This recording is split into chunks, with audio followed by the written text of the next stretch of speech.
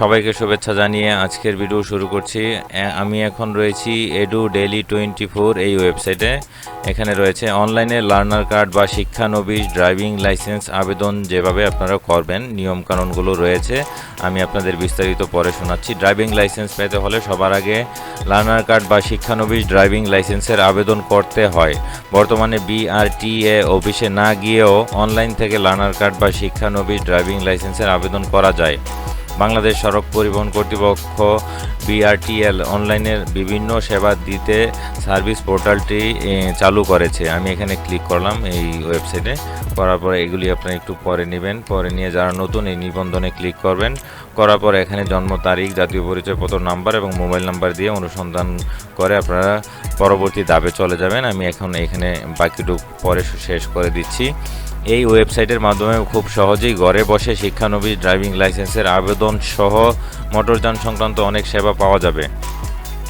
অনলাইনে লার্নারের জন্য আবেদন করতে হলে আপনাকে সবার প্রথমে BRTA এর সার্ভিস পোর্টালের এই ওয়েবসাইটে রেজিস্টারের লিঙ্কে প্রবেশ করে রেজিস্ট্রেশন সম্পন্ন করতে হবে। রেজিস্ট্রেশন সম্পন্ন করার জন্য এই লিঙ্কে গিয়ে আপনার নাম, জন্ম তারিখ, জাতীয় পরিচয়পত্র বা NID নম্বর, মোবাইল নম্বর, ইমেল এবং একটি পাসওয়ার্ড দিতে হবে। তারপর অপশনে ক্লিক করুন। এরপর আপনার মোবাইল নম্বরে একটি কোড যাবে, সেই কোড দিয়ে ভেরিফিকেশন করতে হবে। রেজিস্ট্রেশন সফলভাবে সম্পন্ন করার পর ড্রাইভিং লাইসেন্স অপশনে ক্লিক করুন। এরপর শিক্ষানবিশ লাইসেন্সের জন্য আবেদন অপশনে ক্লিক করুন। এরপর আপনাকে লার্নার লাইসেন্স পাওয়ার জন্য কিছু নির্দেশনা দেওয়া হবে। সব কিছু চেক করে ওকে অপশনে ক্লিক করুন। আপনি কোনো ধরনের লাইসেন্স করতে চান সেটা নির্বাচন করুন। তারপর পর্যায়ক্রমে আপনার নাম, পিতার নাম, মাতার নাম সহ অন্যান্য তথ্য দিয়ে ফর্মটি ঠিকঠাক পূরণ করুন। এই ক্ষেত্রে আপনার নাম, ঠিকানা সব কিছুই অবশ্যই আপনার জাতীয় পরিচয়পত্রের সঙ্গে মিলিয়ে করবেন।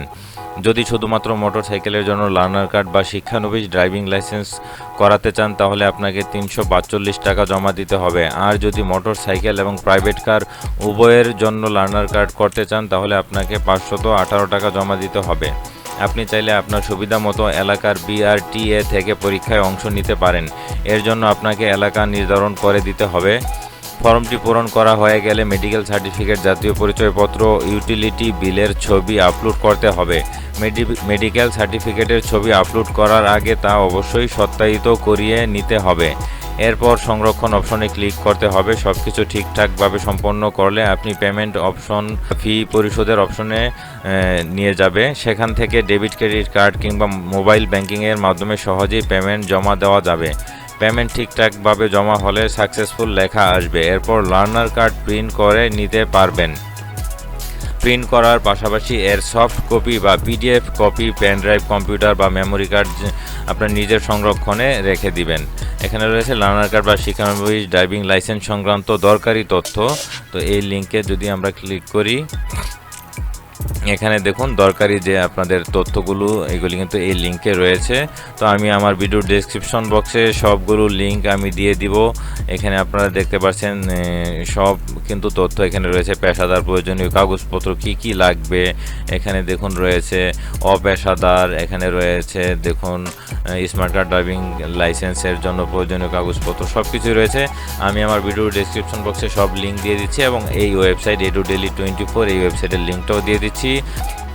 আপনারা ঘরে বসে খুব সহজেই এটা করে নিতে পারবেন। খুবই সহজ একটা ব্যাপার। এখানে আপনারা প্রথমে নিবন্ধনে গিয়ে প্রথমে এখান থেকে আপনারা জন্ম তারিখ, জাতীয় পরিচয়পত্র নাম্বার, মোবাইল নাম্বার দিয়ে অনুসন্ধানে ক্লিক করে বাকি কাজগুলো করে নেবেন। তো আমি এ পর্যন্ত শেষ করে দিচ্ছি ভিডিওটা। নতুন আপডেট নিয়ে আপনাদের সামনে আবারও হাজির হব। ভালো থাকবেন, সুস্থ থাকবেন, সাবস্ক্রাইব করে পাশে থাকুন। ধন্যবাদ।